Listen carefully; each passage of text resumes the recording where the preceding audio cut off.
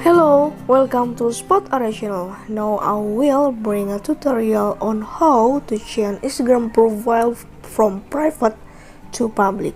Before that, so you don't miss for any of our videos, don't forget to like, share, and subscribe to the channel. Okay, let's go to the tutorial. First, we click the Instagram application here, and exactly you must have Instagram and you must have the account. Click the symbol of the button. After that, you can click the strip tree in the upper of the bar. After that, you can click on the settings,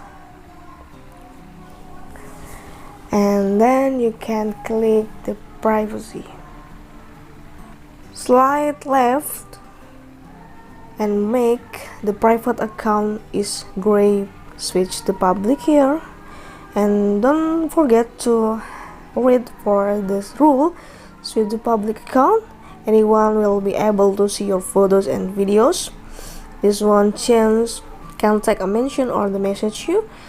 Pending follow requests will be approved unless you delete them. Okay, switch it to the public, and this is a gray color. Okay, this is a tutorial how to change Instagram profile from private to public. I hope this video is useful for you, and thank you.